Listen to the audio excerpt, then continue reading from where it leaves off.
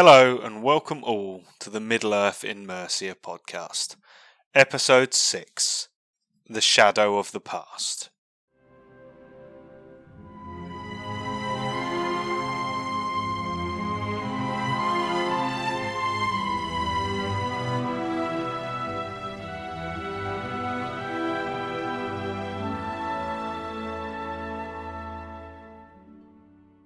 Welcome back everyone. I'm your host Sunny, and this is once again the Middle-earth In Mercia Podcast. Now, today's going to be a little bit different from the usual sort of makeup of the show, and unfortunately, this isn't going to be the Ardicon podcast. We've got 2 episodes in the works for that, but it is quite a lot of content. I've done quite a lot of recordings, and being as that is going to be the pinnacle of season 1 of the Middle-earth In Mercia podcast, and there's a lot of experiences I had there and a lot of stuff I want to put in there. I really want to do it justice, so I'm taking my time. So yeah, I am obviously doing this as sort of a side hobby within a hobby, so please do forgive me. I know Ardicon is approaching a month ago now, but I think it will be worth it for those of you who enjoy the podcast when it eventually comes. But I've found myself with sort of a spare hour today during my lunch break. I've managed to get all my ducks in a row in terms of what I need to do for the day. And I'm going to go a little bit hungry, but I did want to sit down and do some recording. And I didn't think I'd manage, obviously it would have been an hour of work done towards those 2 Ardcon episodes. But I want to get a little something out there. So today it's going to be a bit sort of like one take. I'm going to be doing less editing on it. But yeah, there's a few things I wanted to talk about that's been going on in the community in terms of the releases. There's a certain show causing a lot of hoo-ha on the internet amongst 2 ends of the community. And I thought it'd be interesting to chat about those things. And so that's what we're going to do today. And first off, I know it's been a while really since I've sort of been talking about how the podcast has been doing, because we sort of settled into a rhythm. It looks like we've got a small, decent base of listeners who are coming back for each episode. But wow, episode 5, absolutely blown me away. The reception to that. So many of you so quickly. My only guess is perhaps, going out to tournaments and meeting so many of you.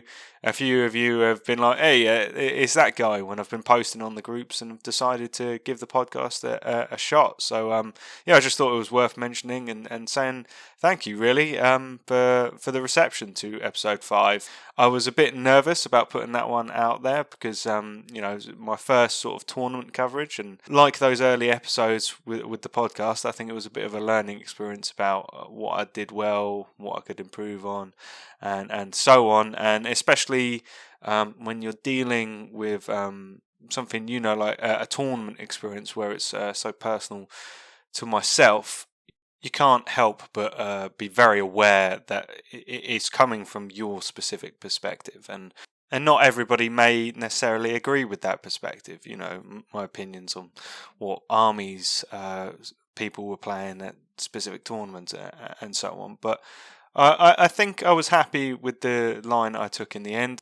But yeah, thank you everyone for giving that episode a shot. I really do appreciate it. And that's a big motivator to get those 2 Ardicon episodes out and do a great job on them. But on to the content that I have for you today.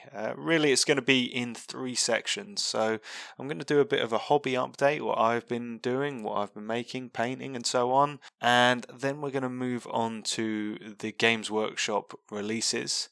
And then finally, I have seen everybody and their mum really getting either up in arms, positively or negatively, about a certain Amazon show called Rings of Power.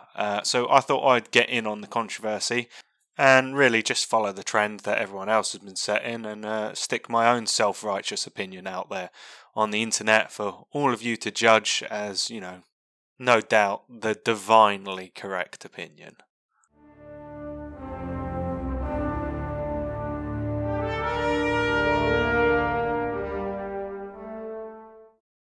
So on to the hobby update. So truth be told, after Ardacon, I was feeling a little fatigued with the game. I'd played something like 19 competitive matches in a little. It was either a little over or a little under a 2 week period, and in the run up to that, I had done a lot of practice games. So honestly, probably in over a 3 month period, I was doing a lot of practice games and stuff. Yeah, I don't know. Let's expand it to the 6 months preceding Ardcon. During that 6 months, I very easily played more games of Middle-earth strategy battle game in that period than I have in my entire life put together. I feel fairly confident in that. I played a lot of games. And a lot more structured games as well. I also painted an incredible amount of models. I mean, on my sort of display shelves I've got at the moment, I've got all of my models that I painted from last year on one shelf, and it's my custom Space Marine Raven Guard Successors army that I did. And there's about 3 vehicles and probably about 25 models, and that's everything I painted last year. I will say I do it to probably a higher standard than I do the Lord of the Rings stuff, just because it's a bigger scale. There's more room on it, so that's why it's not so many.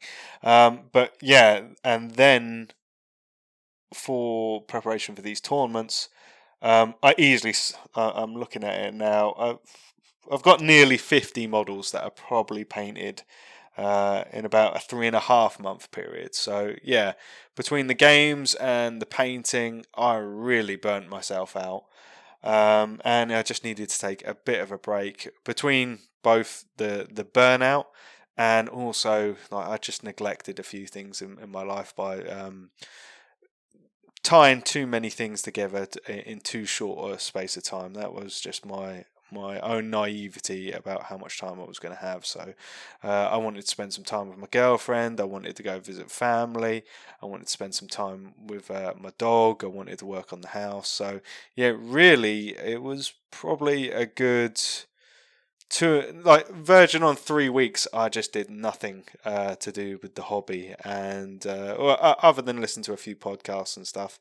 And that was a really nice break, really. And I think the real positive in terms of a hobby perspective was that after that break, I was very keen to start doing stuff again. And I sort of realised that I do really like, more so than the 40k stuff. Like, I really enjoy doing conversions and stuff on the 40k, like with that bigger scale and the multi-partness. You can really make the miniatures your own if you're willing to go to sort of third-party people and buy some extras and do some green stuff work. But for the Lord of the Rings stuff, I really like the aesthetic of most of the models. I don't feel the need to convert it, and the satisfaction just comes from like doing a good paint job that I'm happy with, good bases and uniformity of the army, and not having to do all the conversion work and stuff, and adding all the little extras that I like to do with the 40k stuff. You can really just crack on and get stuff done, and that was something I took a lot of satisfaction from.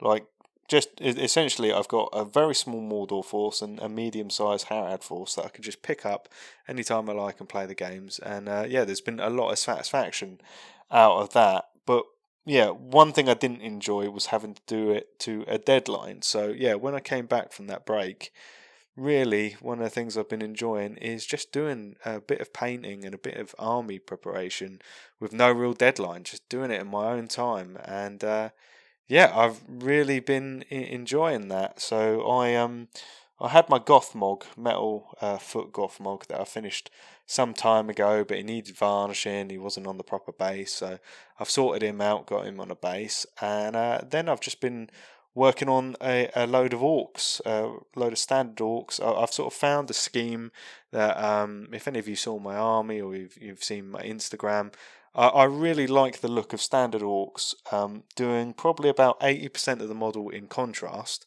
because they've got lots of natural textures, which I think the contrast really takes to well. and then just touching them up with a bit of traditional highlighting. The metalwork, I just do, the standard Games Workshop method. With the orcs, the tone needs to be brought down a little bit, so I tend to do a wash over them. And I just find that you can really sort of pump out, you can batch paint them and you can pump out orcs in decent numbers, and that was kind of how I got when I was preparing for Ardcon. I got something like 8 orcs done in probably, I don't know, 6 hours of painting. I really knocked them out quickly and was happy with how they came out. So yeah, I've just been working on some more orcs. I've got 7 of them done and based, and I've got about another 4 that just need, there's been a few issues, I've just accidentally knocked a little bit of extra paint on them, or one of them I've pressed too hard on where the contrast is and it's come off and it needs touching up. So yeah, I've got about 4 or 5 extras, and yeah, that will take me to about another 12 totally done, because my mentality of what I'm doing with my armies at the moment is obviously Harad and Mordor can ally, and I'm going to keep working on those two forces, because what I'd like to get really is be able to have 2 650 point standalone forces, but then have the options in terms of heroes and troops within both of them that I can mix and match, and I can come up with a variety of options, so that out of those 2 armies I can potentially make many armies. And that's what I'm working on really at the moment, and it's going well. I'm enjoying it. I think after I've finished these orcs, that will take me up to about 20 standard orcs. I probably want to do a few more bowmen, which I'm going to use as trackers, and then I think I'm going to come back to my Harad, and I think the Harad really they need a little bit more bulking out infantry wise. Probably not in a rush to do the cavalry, but I would like to do the cavalry just because I really like those models. But yeah, that's in terms of what I've been working on for the majority of the time. But what I am also now doing is, it was my birthday at the end of August, and to give a sort of a self birthday present, if you will, because I got many nice presents, but unfortunately no Lord of the Rings this year. I decided to buy myself a few of the Forge World models. Now, honestly, this is a bit of a big decision for me, because I've held off on buying the Forge World models that Games Workshop have released for the Lord of the Rings game for quite a few years, really, because I do quite strongly disagree that that's the primary, well, not the primary, but a good chunk of the support for the game is coming from that angle. I don't think it's great for the game. Third-party retailers can't sell those models. They can't offer them at a discount. You have to order them from Forge World unless you have access to the Nottingham store, and they have an obstructive. I know it's only like £3.50 delivery, but they have an obstructive block in terms of you've got to spend, I think, £75 on the Forge World site, and these are coming from warehouses that are probably right next to each other in Nottingham, and on the Games Workshop site it's only 20. I know if you're spending 50 quid on 4 models already, it's not a lot percentage wise, but I just don't think it, I think it should be the opposite. You're already spending a lot of money, give you the free postage. But yeah, I think resin is typically more difficult to work with. Sometimes there can be a few safety concerns, especially if you're filing and so on like that. They're certainly not models for first timers, and I think with this being a game that's a lot easier for people to get into, I just find the price, the whole thing. I don't think. I think it's great for us as people that are already highly involved with the hobby to be getting new models. I do enjoy that. Don't get me wrong. I know there was a long period where we were pretty much just getting the bare minimum they needed to bring out to keep the license, and it is nice to see new models and a level of enthusiasm behind them. Don't get me wrong on that. But yeah, personally, I had abstained from purchasing them for many years because I just didn't want to encourage it. Like anytime anything came out in plastic that I wanted, I've got immediately because I do want to encourage that. And ultimately, I think with Games Workshop being the company it is today, that I view the best way I can encourage or discourage as an individual, without going on the internet and moaning, which I don't think achieves a heck of a lot. I think the best way we as individuals can encourage and discourage is to vote with our wallets, and that's what I've been doing for many years. However, they brought out Druzag, and I really loved the model. I didn't even look at the rules at first. I was just like, that is a cool orc. I really like that orc. I want that orc. And I built one of my Ardacon lists around pretty much just having him in the list. And I purchased that model, and I have to say, £24 for two models, and you've got to pay postage.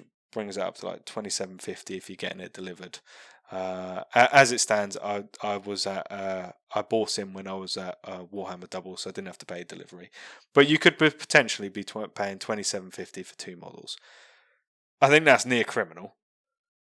But I do have to say, when I was painting that model, the quality is incredible, and it was an absolute joy. I enjoyed it so much. I think he's the best painted Lord of the Rings model I have, because there was just so much detail. It was so clear, so crisp, and I just enjoyed it so much. And that motivated me that by the time my birthday came around, I was like, yeah, all right. There are a few models I've had my eye on. There's Raza for the Hadrim, who I've liked for a long time. And yeah, I spoke about when I was doing the army list building. I think he's a great option for the Harad list. So I was like, okay, I'll get him.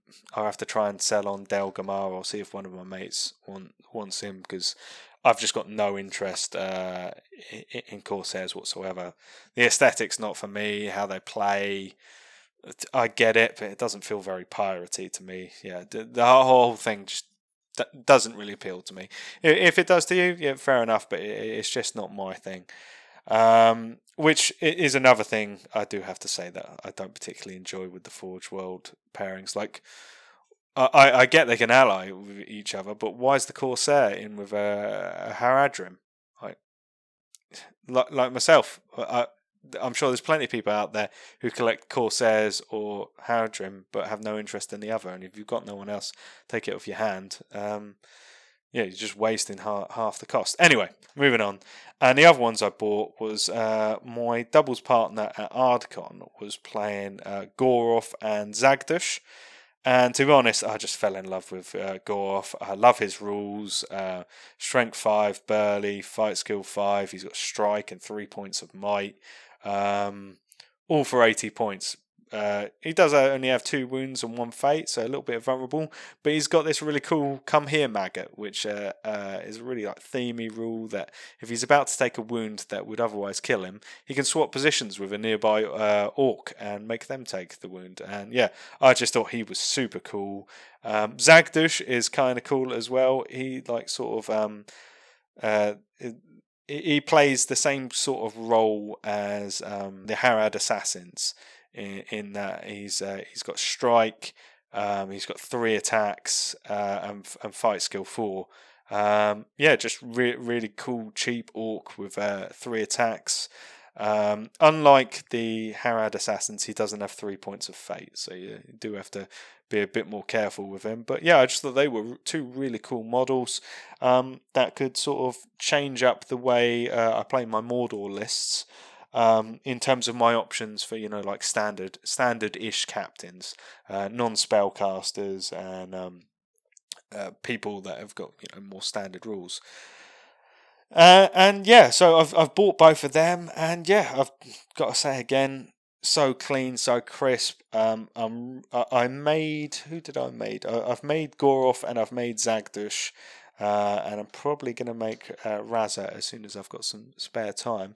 But I'm really looking forward to working on those models, and especially painting them. I think it's going to be a joy. So yeah, I guess my takeaway from there is, if you've got a special occasion coming up, if you've got a little bit of money spare and you can afford to, if you really like the models, these are pleasure pieces, and these are only, so I've bought 3 of these packs now from Forge World, and I bought a Dreadnought in the past from Forge World, and I do have to say, I've never been disappointed with something I've bought from Forge World. If you I mean, lots of people do have, some errors with the models, but everybody I've ever known that's had any issue with Forge World, they immediately just replace it. No questions asked. You send them a photo, you say, I've got this issue, and they sort it out.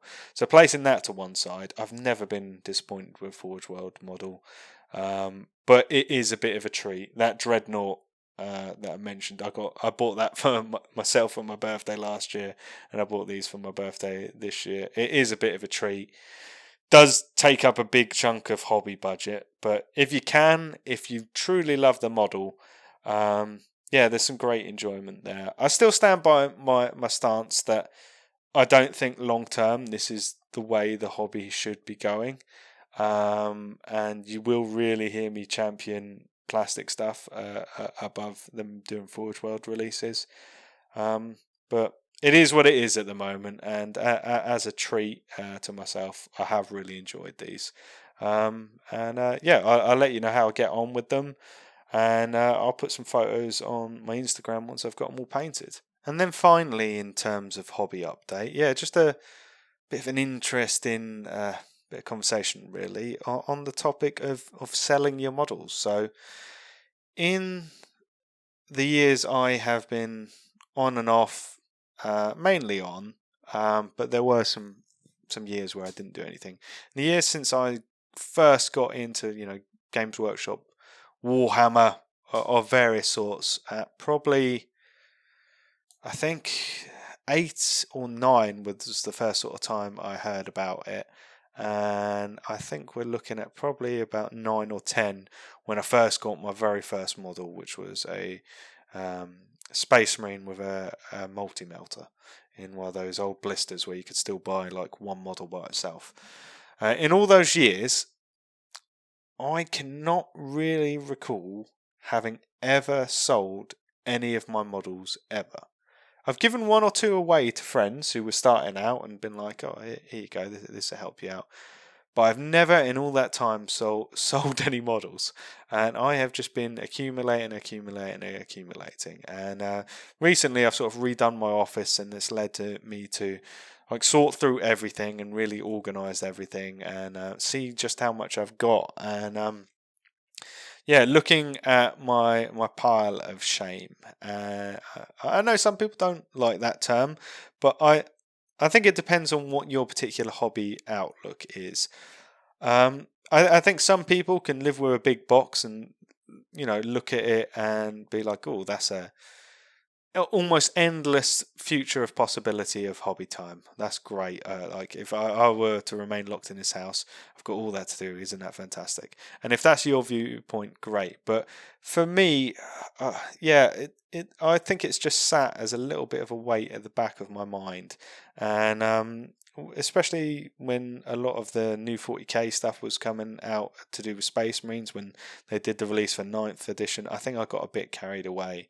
And I've also carried through a lot of these Lord of the Rings armies, from having done the D'Agostini magazines when I was a kid, and then I bought a job lot at about 15 of somebody that was getting out of the hobby, and I just pretty much doubled how much I had overnight.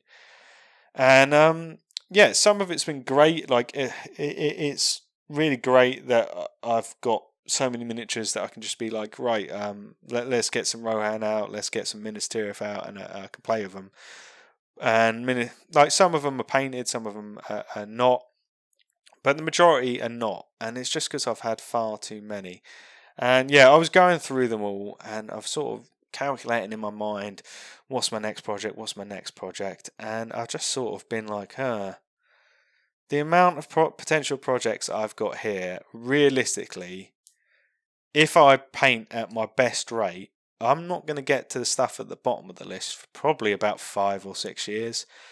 And that seems a little bit pointless to me. That just is taking up space. Those models could be used by some of my friends. I could sell them to them at a decent rate, and then they could start forces. And also, like, I've bought these Forge World miniatures. They're a bit pricey. I could put the funds towards that, and like if I'm exchanging in the tens for a handful, realistically, I'm going to get that handful done before I would get the multiples. So yeah, I made the decision to sell all of my Rohirrim apart from my Metal Heroes to Ash. So I sold him sort of 18 riders of Rohan that were in a state of disarray. Like, they all needed repairing. I think he can combine them together, and he can realistically get like 12 good riders out, and he'll have some extra components that he can maybe make some heroes out of. And sold him 30 warriors of Rohan as well, which again, that's more warriors of Rohan than you're ever going to need, so he can sort of cut and shut them as he needs. So I sold them to him at a pretty decent rate. So it saves him a bit of money in exchange for some hobby effort, and it gets that off my backlog. So yeah, that was, I think, about 50 miniatures. And then my Isengard, I had a truly staggering Isengard list, and I really like Isengard. I think they're super cool. But I had well over 100 Uruks, just because I probably had about 2 boxes of fighting Urukai that I bought, and then I just wound up picking up about 60 in that job lot I mentioned earlier. So yeah, way more Urukai than I could ever realistically need. But I did always think it was quite cool that, I had enough that I could do sort of a decent reenactment from Helm's Deep, but I've never got round to that. Anyway, Chris was quite interested in starting an Isengard force, so I sold him. I had duplicates of Lurtz, I have duplicates of Saruman. I sold him about 60 Uruks plus about 8 broken ones that he could convert or into banner bearers, or try and make some captains, and also some crossbowmen that had been converted.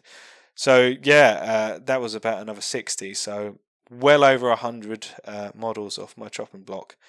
And I was sad for it to have been the first time I sold models. I don't know why. I guess just that in an ideal world I'd have time to paint all those models, enough leisure time. But, we have to work and we have responsibilities. So, yeah. But, no, once they were gone and they were out, and I was like, oh yeah, those 2 boxes are empty. I've got this extra space for storage. I've got a bit of cash in my back pocket, which I've been able to spend on these Forge World goodies. I've got to say, I feel good about it. Those 2 armies together in a great year, that was an entire year of hobbying that I've sent out the door. And yeah, I want to get to, I've got like Chris, for instance. I've mentioned he's a bit of a prolific painter. He's one of the few people I know that owns more painted models than he does unpainted, and I'd really like to get to that level. I want to have a cabinet filled with armies that I can just pick out and be able to play games with. And I think getting a bit of this low level stress in the back of my mind gone, I think it will help with that in the long run. So if, like me, you feel like you're carrying your backlog around like a bit of baggage, I recommend it. Sell those models ideally to a friend for a decent price, so you get that nice feeling that they're being able to start a new force at a reasonable price. You get a little bit of money, which you can, spend on a few Forge World goodies like I have, or maybe some paint. It's an expensive hobby, and a little bit more resource towards it is never a bad thing. Yeah, I recommend it. I feel good about it. I don't think there's anything else I immediately need to get out the door. So yeah, just need to crack on with the projects I do have left. So yeah, that's my hobby roundup.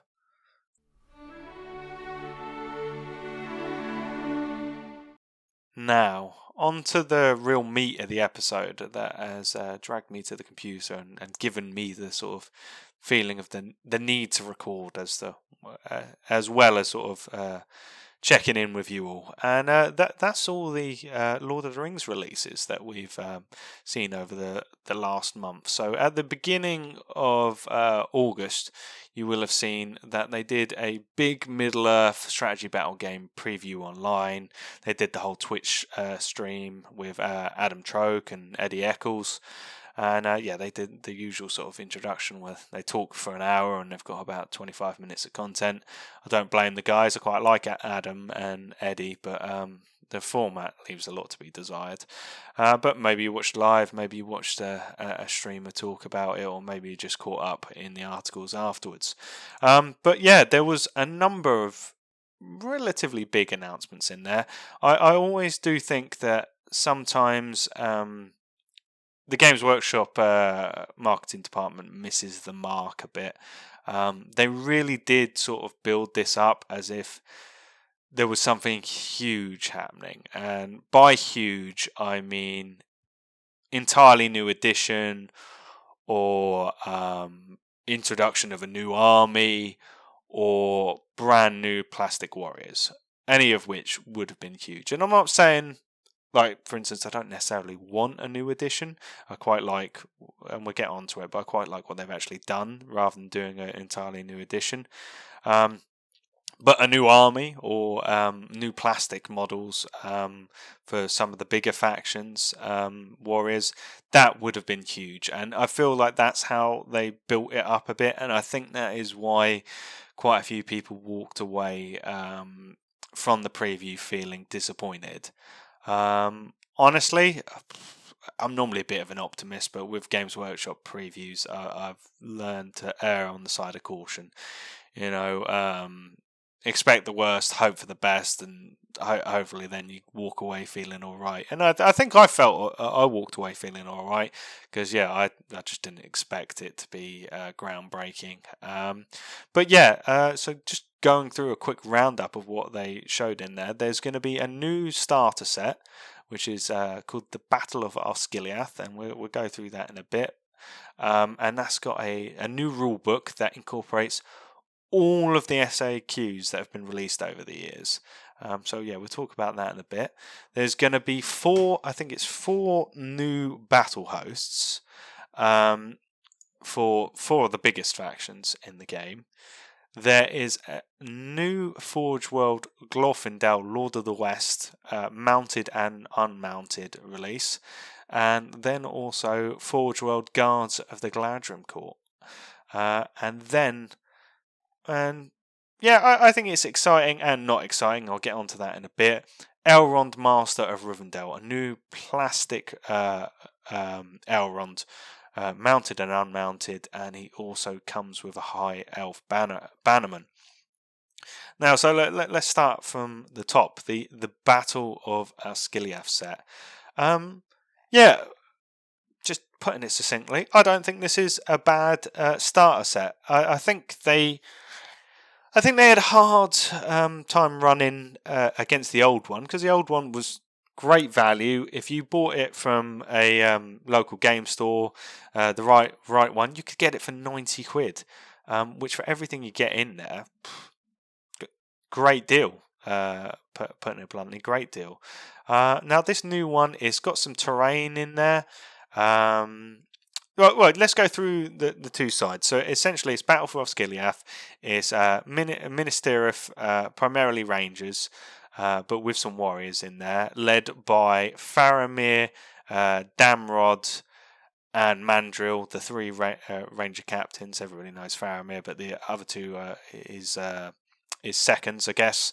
And 12 Rangers and then 12 Warriors of Minas Tirith versus a brand. I should say that the Faramir model, the Mandrill model, and the Damrod model are brand new plastic miniatures, and we'll talk about them in a minute. And then there is a brand new plastic Gothmog on Warg and on foot. And then, the good side is 12 Rangers, 12 Warriors of Minas Tirith. Then we've got the 24 Morannons and a Mordor Troll, which Mordor Troll is the plastic kit, and that can be built in a number of ways. I think it's a drummer, you can do the Mordor Troll, and you can do an Isengard Troll if you want. So essentially, what we've seen a change from the other kit is Rohan are out, Minas Tirith are in terms of the good force. The evil side is pretty much exactly as it was in the other box set, but rather than getting the Ringwraith on Fellbeast, you just get Gothmog instead. And they have added how many pieces of terrain in it? It's these brand new Osgiliath terrain pieces. You get four corners, so a reasonable amount of terrain, but not enough really to play a full-size game, but enough to get you started. So that's the total contents of the box. Now on to the individual pieces. So I'm going to talk about the new plastic heroes in Tamden, really. So we've got Faramir and his ranger mates, and then we've got Gothmog. I think it's good that they are like these models are getting redone in plastic. I do. I mean, I don't see it as the greatest urgency because we had models for these, and there's models in the range that don't have models full stop, and or aren't provided for all round. Like, you know, we have this cycling system, and honestly, if I were to choose between getting new plastic models for like a character that I really like Gothmog, or just getting everything actually, so like you can buy everything required for the game from Games Workshop, I would take that option. But in terms of things they can offer, I think it is overall good that they are redoing some of these more well-known heroes in plastic. I like plastic heroes. I think they look really nice. The clarity on the sculpts is really good, but again, I do think there are some issues with these sculpts. I think, to be honest, the jumping pose of Faramir is pretty ridiculous. I can't imagine from many angles on the battlefield that is going to look good. I mean, they've posed it at its best possible. Well, no, I think it would probably look a little. If you're looking on the reveals page, I think it would look a little better if it was rotated to the right, so the sword was more across the screen. But yeah, they've presumably taken a photo of it from an angle they think it looks good, and even from that angle, I don't think it looks great, to be honest. I'm really not a fan of that action pose. I really do like the poses of the other two, though, and I like the option that you can, the terrain that they're all leaning or climbing over. Apparently, there's a woodland version as well as these Osgiliath versions. I really like that, and I really do like the posing of Damrod and Mandrill. I think the posing of Faramir leaves a lot to be desired. And then moving on, the bodies and arms, all very well proportioned. I really like the detail. I think they look great. But then I want to move on to a topic that I will come up with when I talk about Elrond later, and that is, I think they need to make a decision on whether they are basic. So on the box set, they have a very clear picture of Faramir as he is in the films, played by, and you have to forgive me if I'm saying his name wrong, David Wenham. Clearly the intent is for the model to be based on David Wenham. And I think the old model, when you look at him, with the technology of the time, that is quite clearly as close as they could get to a likeness of David Wenham. And I think at a distance, you can be like, that is clearly meant to be him. And that's, unfortunately, like, I think if I were just seeing this face without the David Wenham thing, I wouldn't even be thinking about it. But because they've made it so prominent on the box, are you telling me that is meant to be David Wenham? Because that doesn't even look like his brother. That sculpt is nowhere near him. And I don't think the other two are anywhere near those actors either. So I think they need to make a bit of a. They either need to hire somebody that can actually digitally sculpt these models to look like the actors, if that's what they're going for, or they need to step away from using the movie images. To be honest, because I think it's sending mixed messages. Like, if that's meant to be David Wenham, that is Wish David Wenham. Like, we have bought him on a budget, and he has turned up looking nothing like he did in the original photos. But yeah, I think this. I think some of their facial sculpts have looked a bit dodgy in the past. I'm not sure about the cut on. Is it Madril's head? Maybe it's just the way they've painted it. It looks very fleshy rather than bloody. But yeah, I think if I was looking at these faces in isolation, I would be really happy with them. Like, I think some of the plastic sculpts they've done in the past, like Aemir, I think the proportions were a bit off. It looked like Aemir had been at an all-you-could-eat buffet shortly before going to war. But I think, yeah, taken in isolation, these are great models. Apart from, I don't like the pose on Faramir. I think that was a poor choice. I can see that they wanted to go for something a bit different, something a bit more animated, which isn't really something we have in the range currently. And I think that's admirable to try something a bit different, and to, be like, this is what the current technology can do over what we've had previously. But I think, unfortunately, this is a bit of a miss for me. But yeah, I'm going to give... If I place is that meant to be David Wenham aside, I think, taken as a 3, this is a 7 out of 10 for me. I think Faramir is a 4 out of 10 for me by himself. I actually prefer the old model. If they had just done him in that pose, with the current technology, I think it would have been a lot better than this pose. But the other two guys are great. I really like them. That'd be really cool to do a Ranger Force in future with them. And maybe I just use the old Faramir. But no, on the whole, taken as a group, good.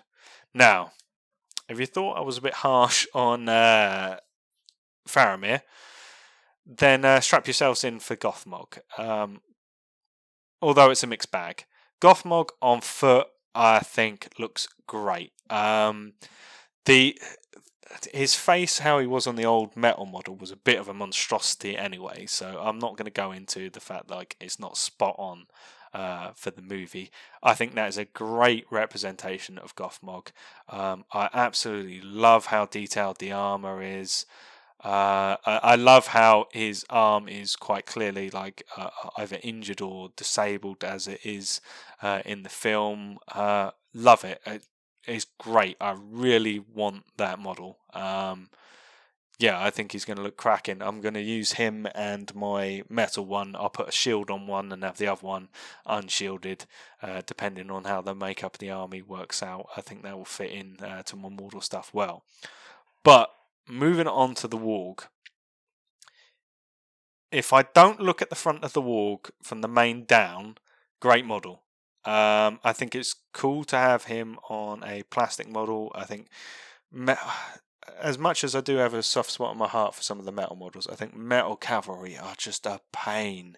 Having got a decent amount of them now in terms of Serpent Riders, no matter how much varnish I put on them, they just seem to chip sooner or later. So I think a plastic cavalry is great. However, did they see the same films I saw? What is going on with the face of that Warg?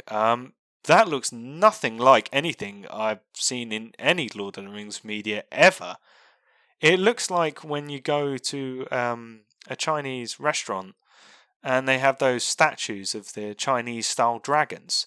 If he had a serpent body, that would be a pretty good interpretation of that. I do not know what on earth they were thinking with the front end of that Warg. He's got this massive mohawk thing going on. Yeah, I don't know. That completely muddies my opinion of the model. And if someone said to me, "Do you want a plastic Gothmog on Warg?" I would have been like, "Yes, thank you very much." But that is god awful. God awful. I don't even know whether I actually want that or not. I may have to try and get a hold of one of the existing Gothmog on Warg because I don't have one. I think that's really bad. I don't know whether maybe it could be toned down a bit with a good, a more subtle paint scheme. We'll have to see. I have to look out and see what other people get up to with it. But yeah, Gothmog on foot, Gothmog as just him on the Warg, 10 out of 10. I absolutely love it. I think he's great. On Warg, we'll give it 3 out of 10. Just because Gothmog himself looks really cool. I like the pose. I like how he's holding the reins entirely in his right hand. But that Warg is awful.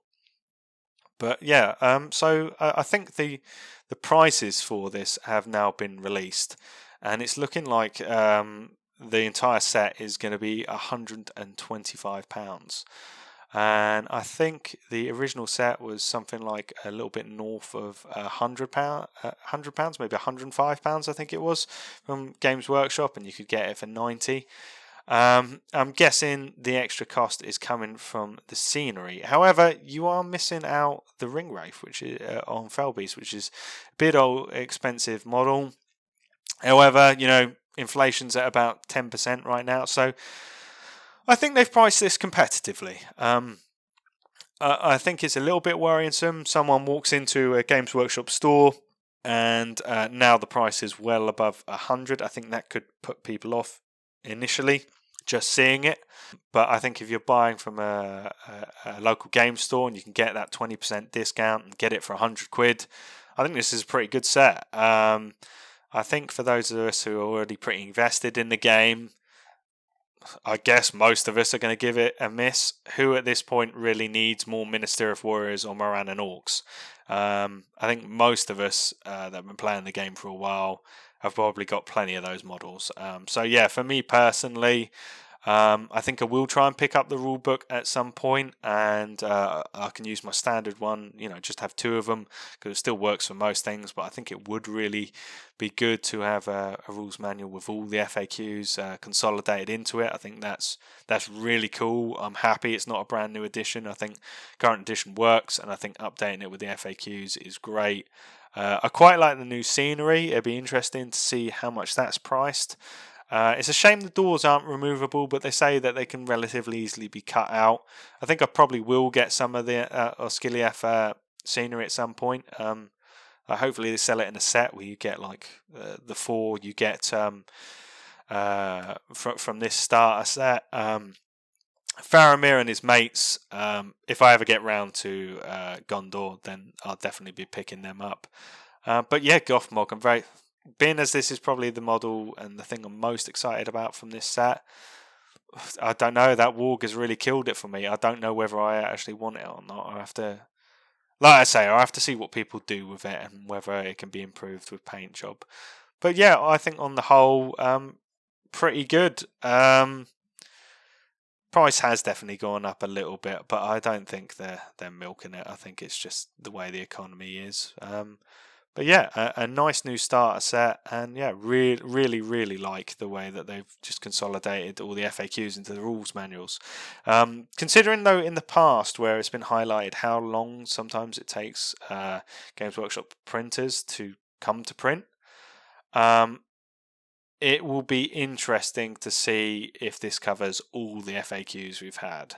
And is there going to be an FAQ immediately after it comes out, or are they going to do extra work on it and then there's going to be a bit of a break from FAQs? It would be a bit disappointing, is what I'm saying, to see it immediately out of date or very, very soon afterwards out of date. I think it would be great if they, go the extra mile and then they're able to leave it for a while. So this is the current and most up-to-date version for a time.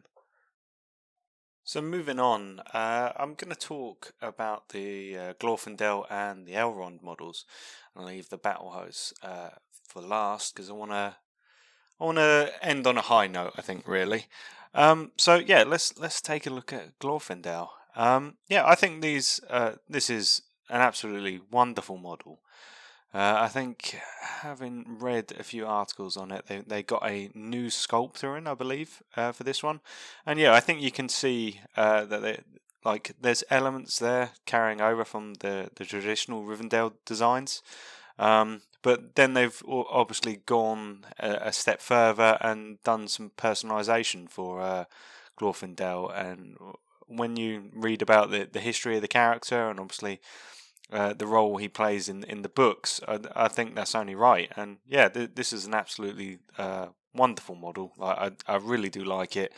If I had a Rivendell Force, despite the fact this being a Forge, unfortunately being a Forge World only release, this is definitely something I'd be looking to add to my armies. I think just on despite all the things I've said about Forge World releases, I think I'm going to give this an 8 out of 10, just because I think the model's so awesome. I think the sculpting on the horse in some elements is a little bit lacking. It would be interesting to see the model in real life and find out whether that's the case. But looking at the horse's face, it almost feels like a bit of a step back to those more older school Warhammer Fantasy sculpted horses. And that's the only reason I'm really detracting points away from it. The Glorfindel himself is absolutely awesome. I love that sword he's got. I like. I don't know the specific names for parts of swords, but I like how in the initial area of the blade, it's got that sort of up sculpted bit, which I'm guessing is like some sort of deflection over the fact that it doesn't have a cross guard. I love the helmet. It's a very unique design that we haven't seen on any other elves. And is it the tabard coming down from sort of his waist area between his legs? I like the whole thing. It's an absolutely lovely model. But yeah, it's a shame it costs £30 and it's from Forge World.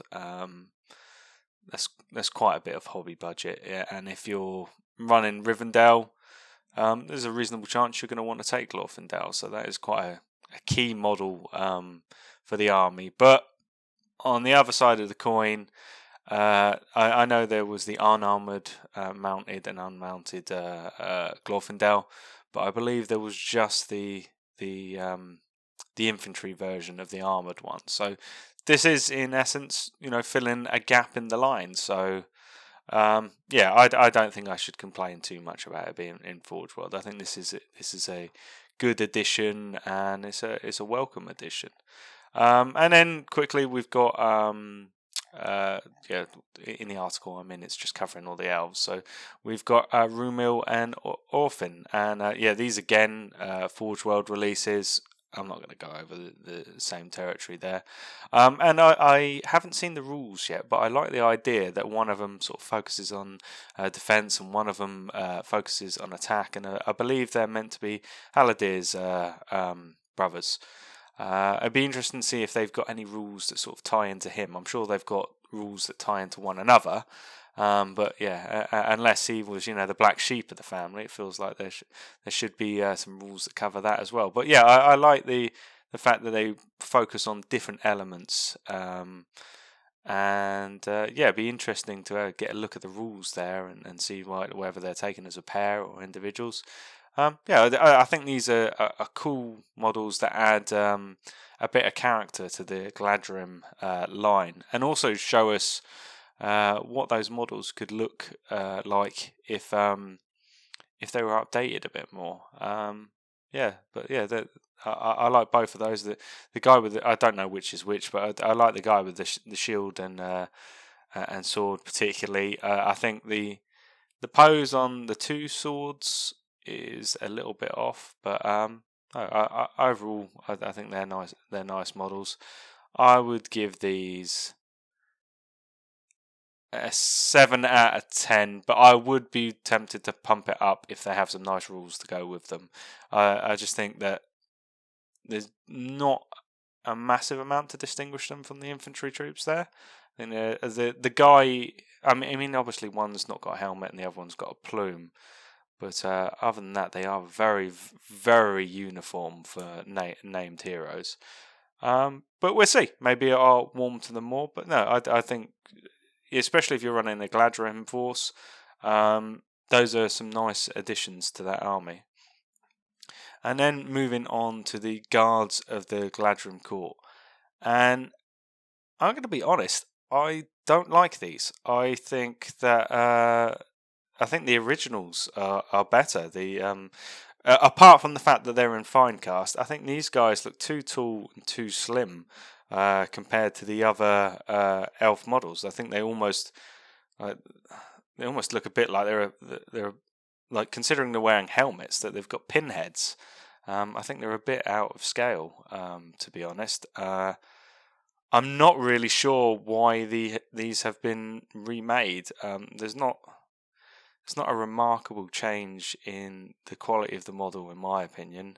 There's not really a change in the posing.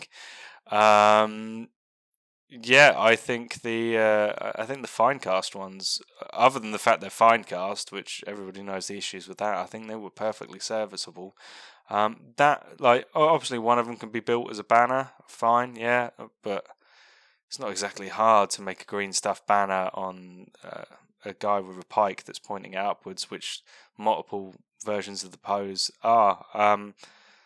No, I'm not really feeling this release. I don't really see why there was a need, and if they're going to keep telling us that one of the reasons that they do need to drip feed us the releases is there's only so many slots on the web store they can fill. I don't really understand who was championing this one.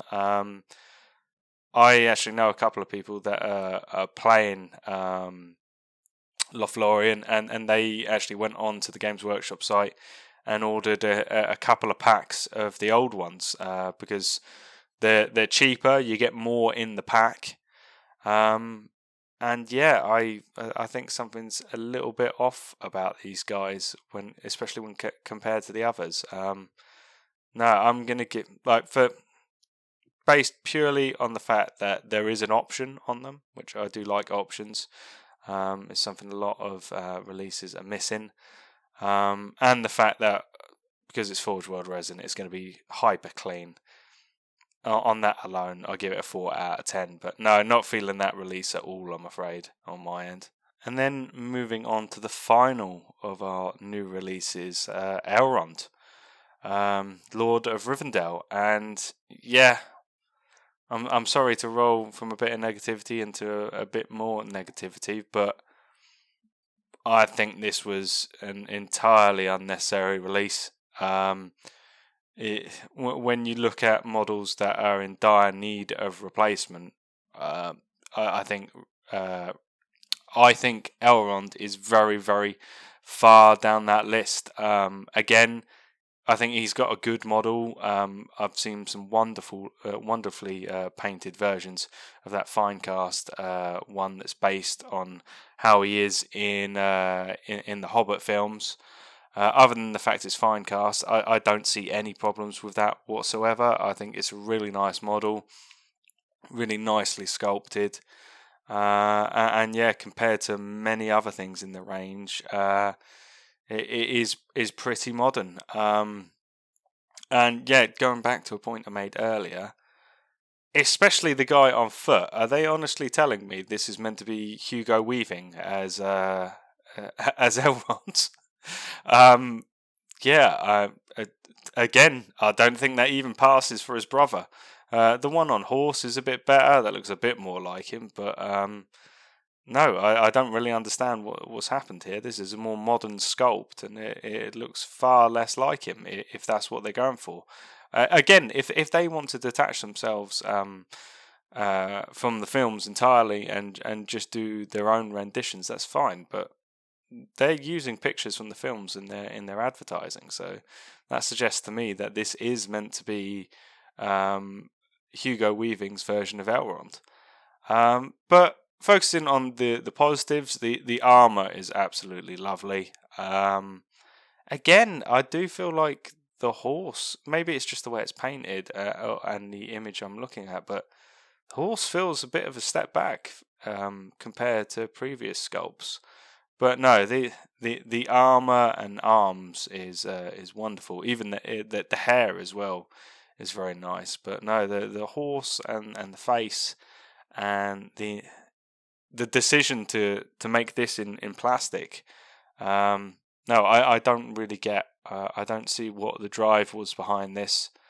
There's many things in the line that need more attention, and no, I can't say I'm on board with this. I feel a bit better than I do with the Gladriham Guard, because at least this is a step up in technology and probably pricing, because it's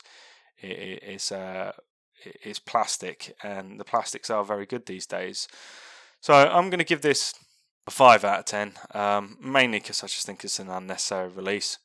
It's nice to see another character moving into plastic, but that's probably the most positive thing I've got to say about it. However, the banner bearer that comes with him, and I'm going to say, bit of a weird choice in my opinion, tying in a banner bearer with Elrond. Really odd. Like, why can you not buy this model separate? That's crazy to me. But let's focus on the model. Lovely, absolutely amazing. It is incredible to see someone in that original armor that we saw in the opening scene of the Fellowship of the Ring, one of the first models that was ever released for this game, being redone in modern plastic technology. That is absolutely wonderful. Incredible. God, just imagine an entire army done out like that with that level of detail. That would be, that would get people collecting Rivendell in a heartbeat if they released a plastic set to that level of detail. Absolutely lovely. I don't doubt for the absolute diehards out there that have got a good sized hobby budget and a bit of determination, that there's going to be some people converting a few of these models into perhaps captains. I'd be surprised if people try and make warriors, but lots of crazy things get published on the internet from people with the will. But no, 10 out of 10. 10 out of 10 for the banner bearer. Awesome. Very, very weird it's being released with alongside the Elrond model, but no, that's absolutely great. And yeah, I think there has been banners released in the past. I'm not that. I don't collect Rivendell, so I'm not super up with the range. So I don't know whether this is a new model it's replacing, but that is definitely a huge step up. No, well done, Middle-earth team. Now, moving on to what I consider to be the most exciting announcement of this release. I'd put this in first, and then second the fact that they're updating the rulebook with the FAQ in terms of what I enjoyed out of this. And it's actually one that doesn't include any new models, so you might find this is a strange one for me to say this is what I found most exciting, but it's the introduction of 4 new box sets called Battle Hosts, which are basically starting as starter sets for Mordor, for Isengard, for Minas Tirith, and for Rohan. So just going over them quickly.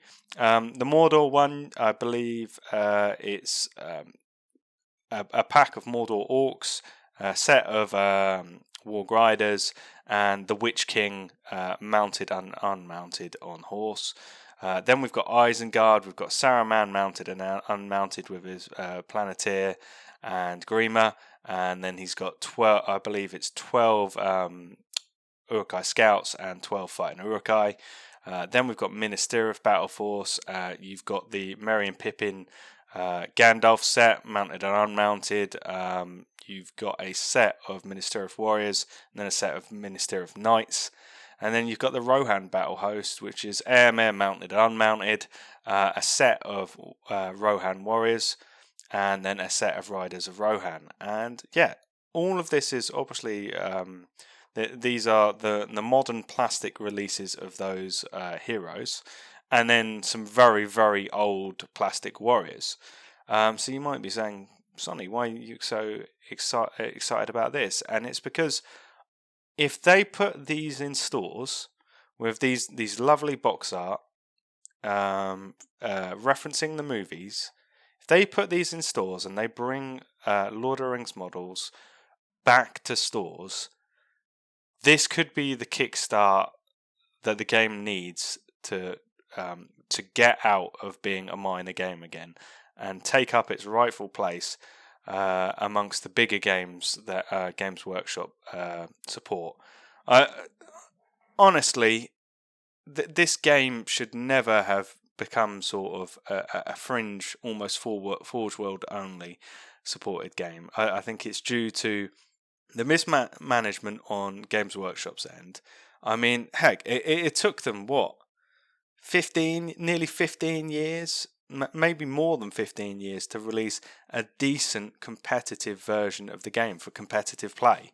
They didn't update the rules in a meaningful way for a decade. The Hobbit tie-ins were, on some counts, awful. I don't think it helped that the films weren't well received. But yeah, I mean, we could debate back and forth about that. I've got my opinion. I'm sure you've got your opinion. But at the end of the day, I think if you're here listening to this podcast, you agree that this is a good game system. And I'm sure most of you agree that it's got some nice models that go along with it. And I think getting these back in stores, Lord of the Rings is just a hyper popular franchise, or I don't know what the word is. Fandom. Like, you can bring in people into a Warhammer Games Workshop store with Lord of the Rings that you're not going to get in the door with Warhammer 40k. That's why a lot of us are into Games Workshop products. Like, this didn't bring me into the world of wargaming myself. I was already into 40k, but this most certainly solidified it as a lifelong love. And yeah, I'm excited, really. I think these are a statement of intent that they want to build the game. I think this is testing the waters.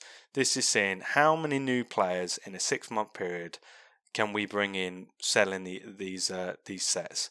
And I think in terms of how satisfied I'm going to be with this overall reveal is very much going to lie of, are these going in stores? If these aren't going in stores, then honestly, I don't know what they're playing at. I don't know what the point is. If they're not going to give a shelf over to these in stores with at least a little banner to draw the eye over, then I don't know what Games Workshop's marketing department is playing at. But if they are, I think this is fantastic for everybody that is a fan of this game.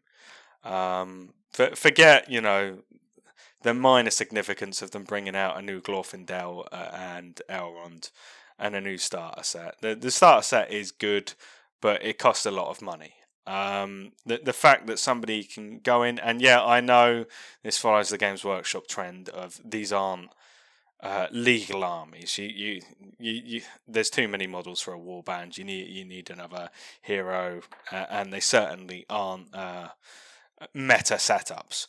However, like, when you combine this with the fact that they've got the quick start rules, they're releasing rules, like, people don't need to start playing with the warband match play structure the moment they get into the game. I think it's perfectly acceptable for, like, if you've got two 15-year-old mates, like, one of them buys Mordor, one of them buys Minas Tirith, that they can sit down, they can figure out how many points they've both got, round it down to whichever one they need. They've got the rules and just play each other, and that's all it really takes. Like, they don't need to be playing courage or break points. They can just fight.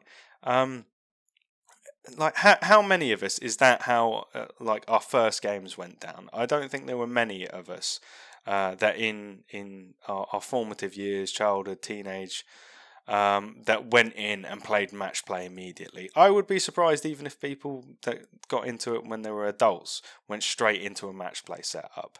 No, I think this is great. This fills me with hope that if they put it in stores, the game can do well off its own merit with giving out some free rules with these, which has been a long time coming. a long time coming. Like, honestly, if they stopped selling these bloomin' source books at £30 a pop, and creating barriers to entry to the game, and just gave out all the rules for Lord of the Rings and promoted it, I think Games Workshop would be surprised at the drive and the force of interest that would come this game's way. Like, I mean, just look at I'm not massively familiar with some of these other game systems, but I've heard by like Star Wars Legion that came out of nowhere and is now a pretty popular system. And from my understanding, one of the things that has helped it achieve that is that the rules come with the models. You don't need to be paying for source books. I think it is a backwards and outdated business model when it comes to war games, and Games Workshop really need to catch up on that. And I think this is a nice step towards that somebody can go and buy a box. Well, I know they can already do this with the starter set, but as I said, it's much more expensive. But I believe these are going to be retailing at £52.50, which if you can then get the retailer discount and be getting that at just north of £45, that's great. Like, for just north of £45, you can go in, you've got an army you can play your mate with. I think it's really good. And I'm excited for the future of the game.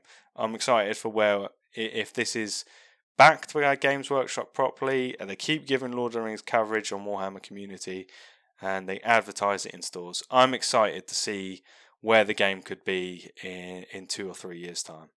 And that, for me, really is why I feel that was the most exciting announcement to come out of that reveal show.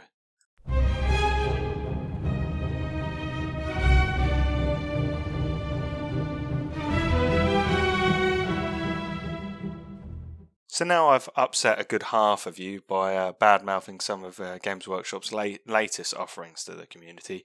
I've decided to move into much safer, less controversial territory and talk about the Rings of Power. Now, I think for others like myself, it's been a bit bemusing, really, to see both our community and the wider internet just absolutely lay into each other. There genuinely seems to be a group of people out there that seem to think this program is the greatest thing to happen to Tolkien since the birth of Tolkien, and there is also a group of people out there saying some rather concerning things, like, forget Lord of the Rings, some just straight up concerning things. So and I've seen members of our community more or less say, people aren't allowed to think this is good. People aren't allowed to think this is bad, and the whole thing, especially focusing within the strategy battle game Middle-earth community, very much seems like a storm in a teacup. I think in terms of like looking at this in the game, I honestly don't think it's going to have that big of an impact. I think it's good. People are talking about Lord of the Rings in terms of potential interest in the game. I think there's going to be a few more word of mouth referrals. Maybe there'll be a few kids out there like wanting to learn more about Lord of the Rings that might find the game. I think there's the potential for a bit more footfall in the direction of people getting interested and trying it out. But beyond that, I can't really see there being much impact. There's quite a few things on some of the 3D printing communities. I don't 3D print myself. I've just sort of I take interest in what people are creating, and I just keep an eye on it, really. But a lot of the back and forth in there seems to be people saying, can you get these designs? And then the people who actually do the 3D printing designs being like, the show came out a week ago, you're taking the mickey, aren't you? And also somebody who actually makes the models needs to have stirred up a big interest in this to commit that sort of time to doing it. And I can't, even that 3D printing element of it, I can't see that having a big impact on the game, because a lot of tournaments are, people encourage the official models. I think many people can see that it's not really not a nice feeling if you've spent perhaps a couple of £100 on your army, getting all the right models and sourcing them off eBay, maybe in some cases where they've not been available, and you sit down and some guy has 20 quid's worth of resin and doesn't have a single official model, especially if you're a fan of the models. I can't see there being too many tournaments that would be totally okay with that. And obviously local game stores, even though they don't have the draconian policies of a Games Workshop store or Warhammer World, they're not going to be overly keen on it as well, because it doesn't really support anybody other than the people that create those STL files. But yeah, I just can't see it having this big sweeping effect on the game, really. And I think people on both sides of the argument need to stop being so hyperbolic over it, really. Those of you who love it, I hate to break it to you, but I imagine the Games Workshop license that they already have, which has been supporting the game for the last 20 years, I imagine that costs them a fair bit. Unless this becomes literally the new Game of Thrones and people won't shut up about it, I really can't see them introducing sweeping changes into the game based on a new license and bringing out a new plastic range. I just don't see that's going to happen. And those of you who are fearful it is, and these new designs are going to be brought in, again, probably stop worrying about it. I really doubt it's going to happen. And if it does happen, they're going to wait a good amount of time to see what the social effect is, how people... Not how many people watch it on the opening weekend, but how many people get really invested in it. How many people are willing to part with money for merchandise associated with it. I would expect, even if this becomes the greatest thing since sliced bread, I would be surprised if we even saw anything within 2 years, and I don't think we will see anything at all. Now, moving on to the show itself, which I'm going to keep this relatively short and sweet. I just thought it would be quite funny to put this on the agenda, really. I'm not going to get dragged into the bloomin' social politics aspects of it, because I'm guessing if you felt some sort of resonance with me and you've been with me for this many hours of the podcast, that like me, the last thing you want to be doing is hearing someone banging on about that. So we're not going to get dragged into that tar pit. As much as I may have baited it, we're not going to go into it. So I'm just going to briefly focus on what I've seen of I've seen the first 2 episodes, what I've seen of the production, what I think of it in terms of how it compares to Tolkien lore. I think that is a big element of concern that a lot of people have. Just the overall quality about it. And I do want to touch on just about the sort of side of the discussion that has been the right to like or dislike, which I've personally found interesting, and I do think it has leaked in to a few of the online communities of our game. So, starting on the production of the show, it's clear that all those rumours about all the money they spent is definitely true. It looks like a movie from those 2 episodes we've seen. The production value is absolutely through the roof, and I think there's some interesting designs there as well, which could be I genuinely don't think we're going to be seeing any models out of this from Games Workshop stores, at least, but I think there's some interesting elements that could be taken as inspiration for proxy models that could be converted, or some green stuff work for those of you who are particularly talented and fancy some conversions. I think some elements of the elf design are quite cool. I particularly like, the sort of basic Corinthian style helmets they've got. I didn't really like that when you got up close to them. They looked a bit cheap. They didn't exactly look Weta Workshop quality. You could see some of the metal literally deflecting while people were holding the helmets and stuff. That seemed really odd to me. I'm not sure about the swords, but I don't think that is a lore thing or anything. I think that's just my preference. I think there have been some drawings from the time of Tolkien that match those swords. The heavier elf armor I was a bit unsure on but again, this is just all personal preference. But I quite liked the helmets and some of the aesthetic of some of the lighter stuff. I especially really liked those carved chest pieces of like the Elf Rangers. I thought they were really cool, and I think that was like sort of very elf-like in that it's very impractical to be spending that sort of artisan effort on creating armor, all those carved faces and things, and I think that's very elf-like, really, from what I've read about Tolkien's elves, of like bringing almost unnecessary beauty to the things they create, and I thought that was good. Now, I should say I am going to try my best to keep this spoiler free, but I'm going to be talking about some of the things that are in it. So if you don't want any spoilers whatsoever, I think it was a given that everybody knew elves were in it, so that's why I haven't given the warning already. But what I'm going to be talking about from here on out is probably a little bit more around the plot and what happens in, well, at least what features in episode 2. So if you really want to play it safe, then probably don't listen to this section, move on to the next one. But yeah, there's your warning. I'm going to try and not specifically say what happens, but yeah.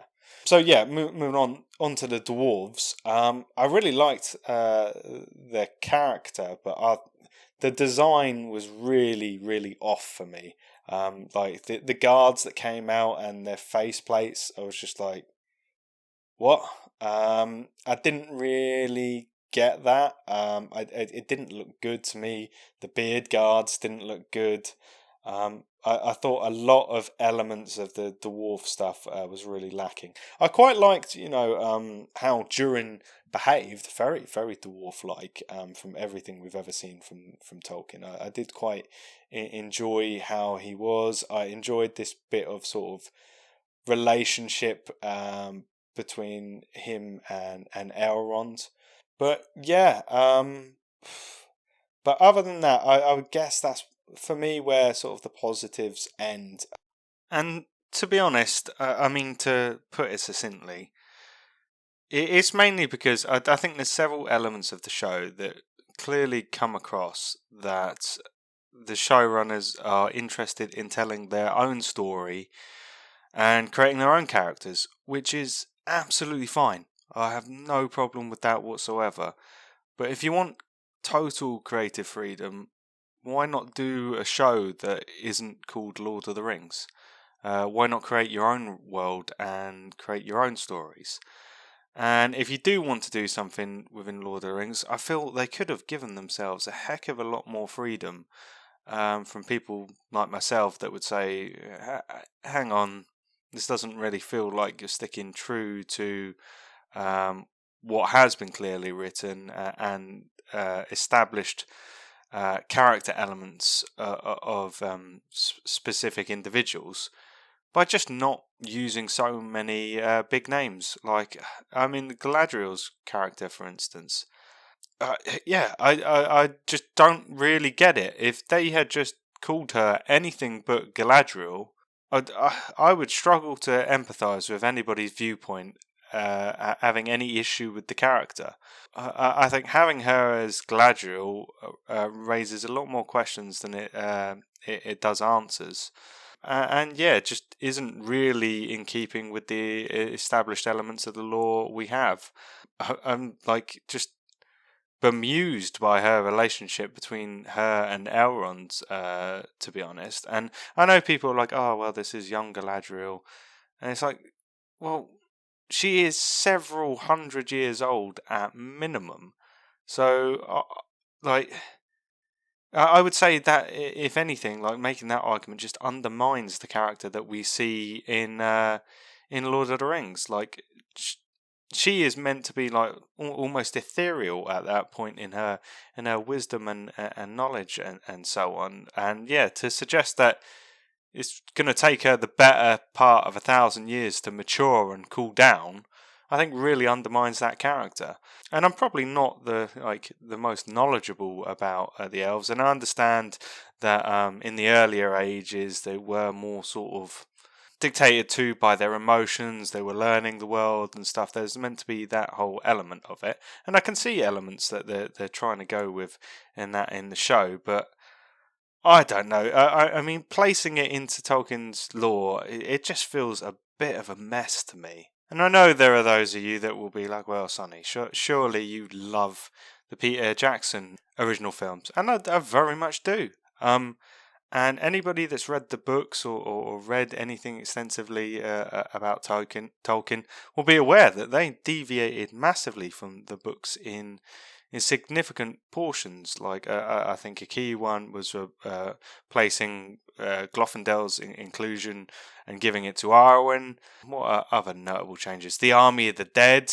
Yeah, there was some quite big changes, and my answer to that would be I was 9 or 10 years old when that first movie came out, and I think when the last one came out was about 13. So yeah, I wasn't exactly as well read on Tolkien stuff as I am now, and I'm sure if they came out now, I would be more open in criticising them. And I do have criticisms of those films. I can totally see why they swapped out Glorfindel and put Arwen in there, because Arwen would have just been a real to cast someone for that role and then just have them in such a token role would have been almost pointless. And I can see why some elements were changed just to accommodate the change in medium from book to film. There's some stuff I've got major problems with. I think the change of the Army of the Dead is absolutely ridiculous. And I like to try and pretend that bit didn't happen. But I think the thing with the Peter Jackson films is that they kept more with the source material than they deviated. They kept to the core themes with those movies. And I know, someone can trot out that Christopher Tolkien hated it, and I think if there's one more modern voice than any other that we should probably listen to get an idea of what Tolkien himself would have thought, it is Christopher Tolkien, because he was the shepherd of that estate for many, many years. And I don't doubt that, from the sounds of it, J.R.R. Tolkien probably would not have liked those films. But I do think that there is an argument that with a progression of times and mediums that things can be adapted and they can be shifted to a modern audience. But I think the thing with those films is that they kept to the core values. The core elements of that story are still there. The fellowship, the coming of the age of men, the core elements of the fight against good against evil, Frodo and Sam and their relationship, all of sort of those core pillars of the story are there. And I think that's really also why the Hobbit movies, among other reasons, like moving towards CGI away from physical effects and things like that. But I do think one of the real reasons that was roundly rejected and will not be rewatched in the same manner that that original trilogy is that it deviated too far away from the core message of the book. Which The Hobbit is a relatively simplistic book. It was originally written as a children's book, but it does, like most children's books, it's almost like a parable in that it has a very clear message, and that is that it's one of my favourite quotes, that if more of us enjoyed I forget the exact wording, but if more of us enjoyed song and cheer and food above hoarded gold, then the world would be a merrier place. And that sums it up, really. There are some extra elements about family, about friendship, and just that, those good, simple, free things in life are of a lot more value than any amount of gold. And one of the things that really sort of upset me about the changes was the change in focus away from Philly and Killy and the meaning of their deaths. I'm not going to go too much into this because I could just absolutely ramble for hours and hours, but as many of you probably know, Tolkien was a historian specifically on the Anglo-Saxons, which is just basically the historical English, what became England and the English. So the group of people that many of us are descended from, and our overall culture is mainly influenced by. Obviously, 1,000 years has passed, and there's a lot of history there. But yeah, you get my point.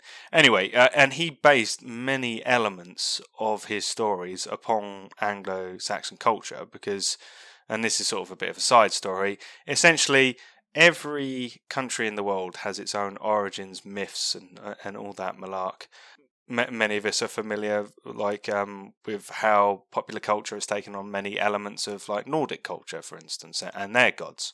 But the vast majority of our creation story and myths and stuff was all lost during the Dark Ages because of various invasions. And Tolkien's idea was to essentially a modern recreating of those myths. And because he was ultimately a world builder, not just a story writer, like a writer. Yeah, he created it as like a fictional creation story for England, which I think is why it's not just a story and is a significant part of our culture and part of English heritage, which is, as a fan of history and a fan of fantasy, is part of the reason it's so dear to my heart. Anyway, I've gotten a little sidetracked there. One of the things that is repeatedly done in the novels is Fili and Kili are referred to as his sister sons, and in, simply put, his nephews from his sister.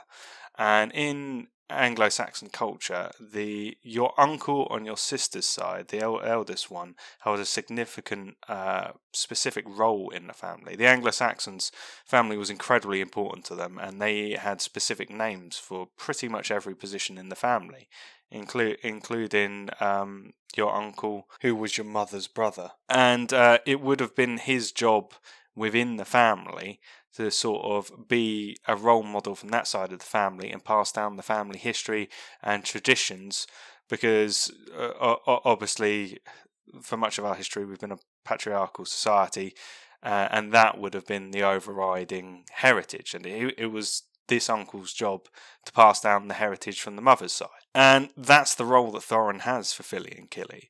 So the idea that he led them on, and it specifically does refer to them as sister sons, I'm sure. I've definitely read that. I hope I'm not imagining it, but I'm almost certain it does. And the idea that they die protecting him when he's taken them on this adventure, and he should have been a fatherly figure who looked after them, and he led them on an errand that led to them dying for gold, is tragic, and that is part of the story, and that's one of the reasons I really didn't enjoy that inserted love story with was it Kili or was it Fili, one of the two, and Toriel, because it wasn't the idea of having a dwarf elf love story. I didn't have any problem with that. It was the fact that it detracted away from the core story. And I think many elements that we're seeing in what appear to be appearing in Rings of Power, because there's only 2 episodes in, we have to remember, and why I think it is being rejected by many people and myself to a degree, is that it wants to tell its own story, and it's not focusing on the core story that Tolkien created. And this is one of the most read stories and series ever created, and it is of cultural significance. I mean, just think of how many people have been influenced by Lord of the Rings. How many people have been inspired by Lord of the Rings. And yeah, this moves me on to sort of people being like, oh, well, you can't throw stones at that. And I'm sorry, but like, if a major corporation in the world buys what is considered by many people to be a piece of art and does their own take on it, then everybody who appreciated that original piece of art is more than entitled to criticize it any way they like. And I think we see.